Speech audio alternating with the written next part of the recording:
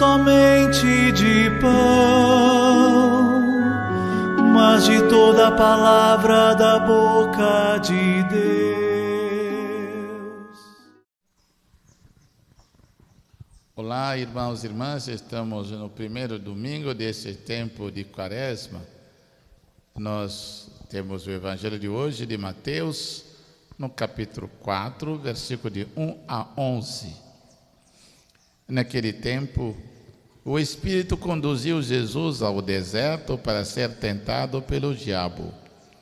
Jesus jejuou durante 40 dias e 40 noites e depois disso teve fome. Então o tentador aproximou-se e disse a Jesus: Se és filho de Deus, manda que estas pedras se transformem em pães. Mas Jesus respondeu: Está escrito, não só de pão vive o homem, mas de toda palavra que sai da boca de Deus.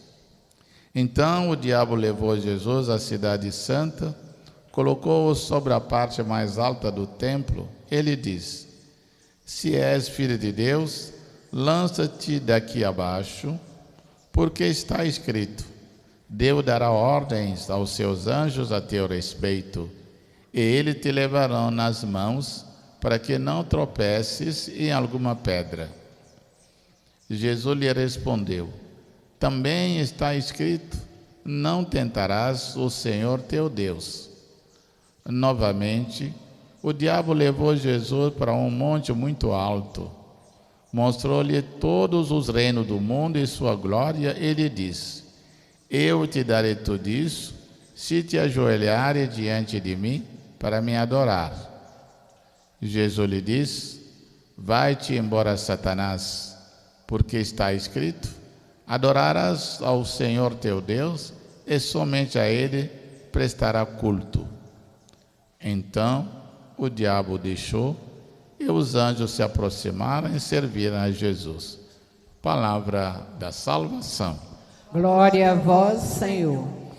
Esse domingo são as tentações no deserto. Jesus é tentado pelo diabo, como muitas vezes nós também somos tentados por sermos discípulos de Cristo Jesus. Partilhando essa palavra, meditamos. Padre, por que o Espírito conduziu Jesus ao deserto? E qual a relação entre pedras e pão? Jesus, antes de começar a sua missão, depois do batismo nas águas por João Batista, ele foi para o deserto em tipo de um retiro, se preparar para a missão, mas conduzido pelo Espírito de Deus. E no mesmo tempo, lá no Espírito, quando ele vai se fortalecer espiritualmente, também o inimigo, o Satanás, aparece para tentar a Jesus. Então, a tentação acontece no deserto, depois que Jesus saiu do batismo, o Espírito Santo de Deus desceu sobre ele, dizendo: Esse é o meu filho muito amado e quem eu tenho o meu bem-querer. Então, o Espírito leva Jesus ao deserto para ser tentado. Mas a verdade, a tentação acontece no momento que ele está muito mais na intimidade com Deus, e o inimigo também a tenta. O que nos diz, isso nos significa para nós, cada vez mais que estamos com Deus, o inimigo não gosta e vem nos atentar e quer nos desviar. Primeiro, alimento, porque quando fica muito tempo sem se alimentar, humanamente, o nosso corpo começa a exigir, a pedir alimento. E o Satanás quer pegar por aquilo que é a nossa fraqueza, a fraqueza humana. Você precisa comer. Então você tem o poder, manda para as pedras se tornar pães e você coma. O fundo, todas as tentações que vamos ver, ele quer que Jesus caia numa tentação de obedecer. E Deus não pode obedecer a Satanás. Então, o pão, alimento, às vezes nós somos tentados naquilo que é muito essencial na nossa vida. Começou pelo nosso pão. Não tem aquele ditado popular, se é verdade, que o peixe morre pela boca? Muitas vezes e prestamos atenção se não é uma armadilha, não é uma maneira de não derrubar. E Jesus sai vencedor dessa tentação. Padre, a palavra diz que o diabo levou Jesus na parte mais alta do templo e disse: se és filho de Deus, lança-te daqui abaixo. Por que o diabo provocava tanto assim Jesus? A tentação aqui, Jesus levou, Deus. A palavra diz, Satanás, o diabo levou Jesus. Quer dizer, do alto do templo que se contemplava toda a cidade de Jerusalém e a beleza de tudo aquilo lá e as pedras que foram usadas para construir.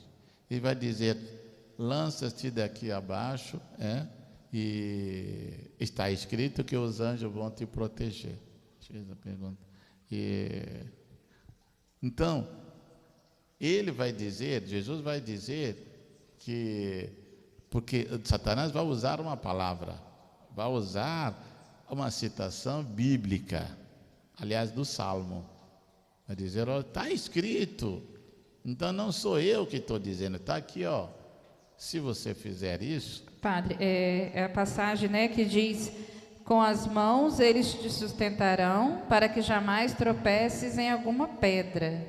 Essa foi a referência que o Satanás fez aí. Que passagem é essa? Exatamente, é o Salmo 91, o Salmo 91, e o Satanás, o diabo, até conhece as Escrituras, conhece até o Salmo, e citou o Salmo, de está ali, não é invenção, você diz que toda a palavra está escrito, então não é uma invenção minha, então pode pular, E o Salmo 91, lá no verso 12, mais ou menos, que está ali escrito, e Jesus vai dizer: não, você não vai, e também está dito que você não pode atentar ao Senhor teu Deus.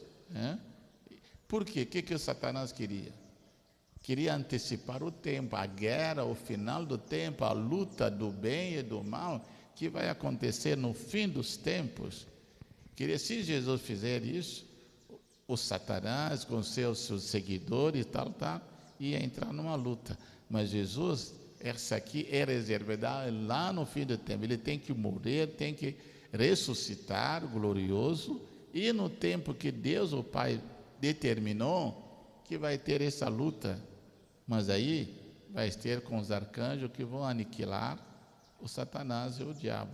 Mas ele quer usar da esperteza para tentar enrolar, como diz as pessoas, enganar. E a esperteza do Satanás é enganar, é mentindo. Esperteza e conhecimento, porque ele sabia da Escritura, ele estava bem informado, Está bem informado. O difícil para nós é que muitos não querem buscar entendimento da palavra. Se o Satanás, o diabo, até conhece as Escrituras, como que vamos lutar com o Satanás se nós não nos esforçarmos? Padre, mostrando todos os reinos a Jesus, o diabo pede que Jesus o adore. E Jesus responde que só se pode adorar a Deus. O que o diabo queria realmente? Primeiro que o diabo é um mentiroso. Essa é a especialidade dele. A especialidade dele. Ele vai mostrar a Jesus todos os reinos e dizendo que tudo aqui é meu. A primeira coisa é que não tem nada disso que seja dele. Ele é mentiroso. Então, ele é mentiroso, vai dizer: tudo aqui é meu, e você, se me adorar, eu vou te dar. Como que ele vai dar alguma coisa que não é dele? Então, ele mentiu. Ele queria usar a mentira para dar alguns, se sair de uma certa maneira. E segundo, ele sabe que também a adoração é dada só a Deus, e é só a Deus que tem que adorar.